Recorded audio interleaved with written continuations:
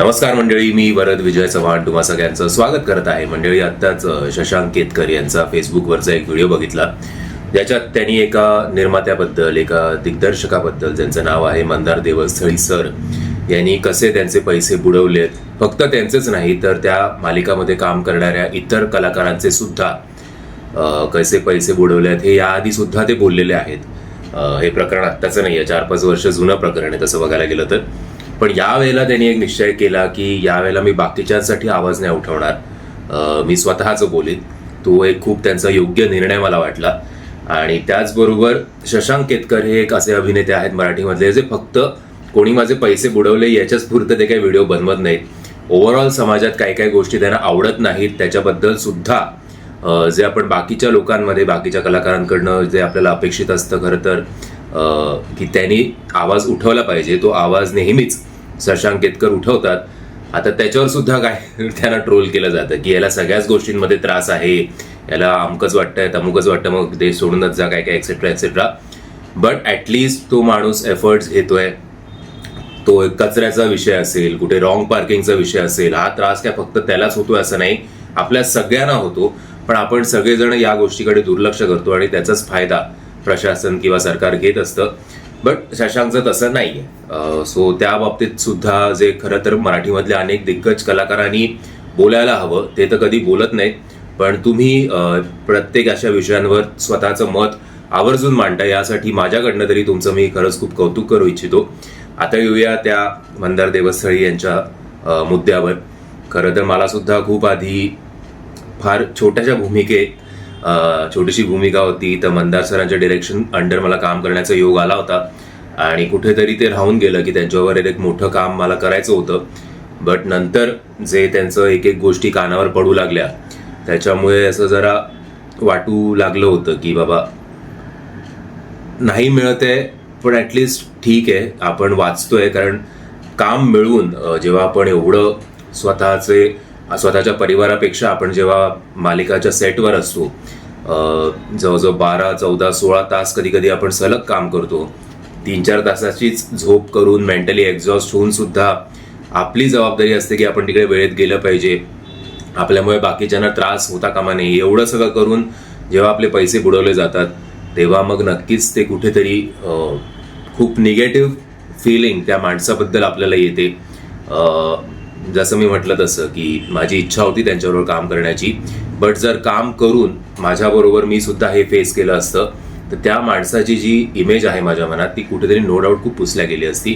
पण तसं काही झालं नाही.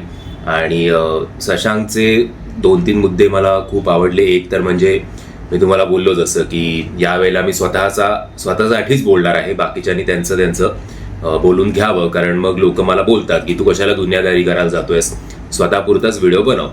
तर आय थिंक शशांकने जेव्हा पोस्ट टाकले होते त्याच्यावर संग्राम समेळ यांनी सुद्धा कमेंट केली होती की त्यांचे सुद्धा पैसे बुडवण्यात आलेत. शर्मिष्ठा राऊत यांनी सुद्धा कुठेतरी इंटरव्ह्यूमध्ये सांगितलं होतं की त्यांचे सुद्धा पैसे बुडवलेत. मृणाल दुसाने त्यांच्याबद्दल तर आपल्याला माहिती आहे.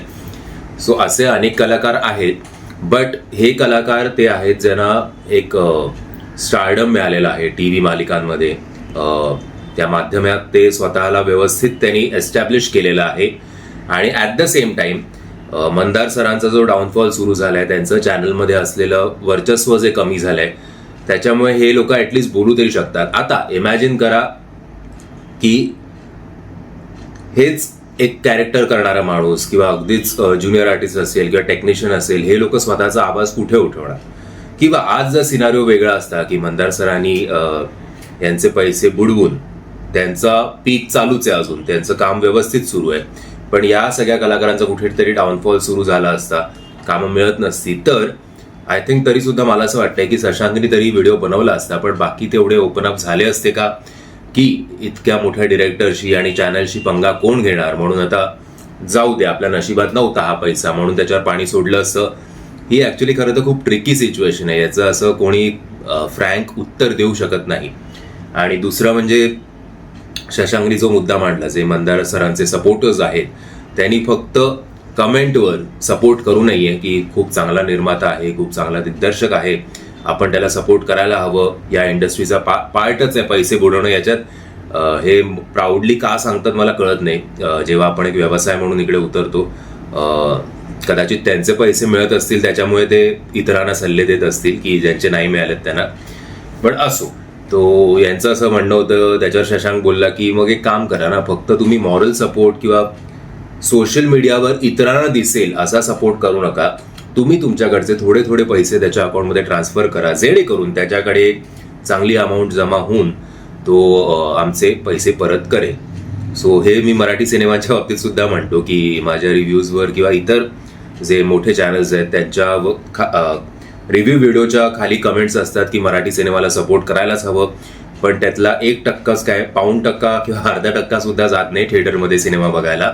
तो जेव्हा केव्हा मराठी सिनेमा येतो तेव्हा तो OTTवरच बघतो.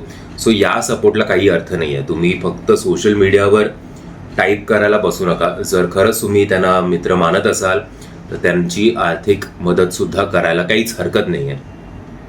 सो ओव्हरऑल मला एवढंच सांगायचं आहे की एक तर खूप धमक लागते असं पाऊल उचलण्यासाठी. याचा पुढचा व्हिडिओ काय असेल ते सुद्धा त्यांनी त्या व्हिडिओमध्ये सांगितलेलं आहे की कसे ते डॉक्युमेंट्स आता प्रेझेंट करतील, की त्यांनी जी काय पोलीस कंप्लेंट केलेली आहेत किंवा वकिलाच्या मार्फत ते जे काय आता पाऊल उचलणार आहेत ते.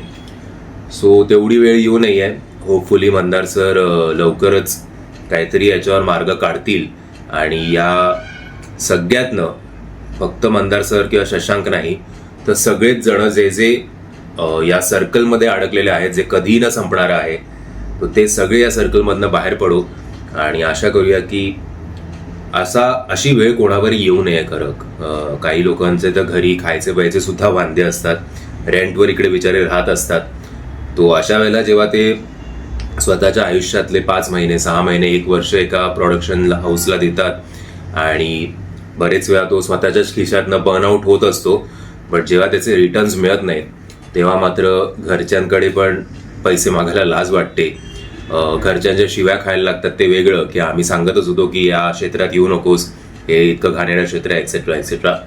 सो त्यांची परिस्थिती खूप वेगळी असते. कारण मी काही लोक असे खरंच बघितलेत की वाईट वाटतं जेव्हा ते त्या सिच्युएशनमधनं जातात, की समजा त्यांचं सकाळी 11-11:30ला पॅकअप झालंय तरी ते लोक लंचपर्यंत थांबतात. का? कारण बिचाऱ्यांकडे घरी जाऊन किंवा हॉटेलमध्ये जाऊन पैसे नसतात, चेक यायचा असतो त्या महिन्याचा, तेव्हा मग ते जातात घरी जरी लवकर पॅकअप झालं तर. बट महिन्याच्या अखेरीस जेव्हा जरा खूप बजेट टाईट असतं तेव्हा जेव्हा ते असा सिच्युएशनमधनं जातात लंचसाठी किंवा नाश्त्यासाठी 2-2, 3-3 तास थांबून संध्याकाळी जो नाश्ता येतो तो, तर ते बघून खूप वाईट वाटतं. काही लोकांची परिस्थिती खूप बिकट असते जी आपण खरं तर इमॅजिन पण नाही करू शकत.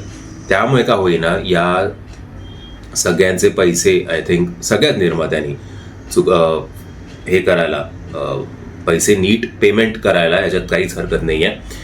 ओव्हरऑल तुमचं या सगळ्या प्रकरणाबद्दल काय म्हणणं आहे? तुम्ही मंदार सरांच्या बाजूनी आहात की शशांक केतकर जे फक्त या मुद्द्यावर नाही तर ओव्हरऑल ज्या मुद्द्यांवर ते आवाज उठवतात ते तुम्हाला पटतं की नाही हे कमेंटच्या माध्यमातून कळवा. व्हिडिओ आवडला असेल तर लाईक, शेअर आणि चॅनलला सबस्क्राईब करायला विसरू नका.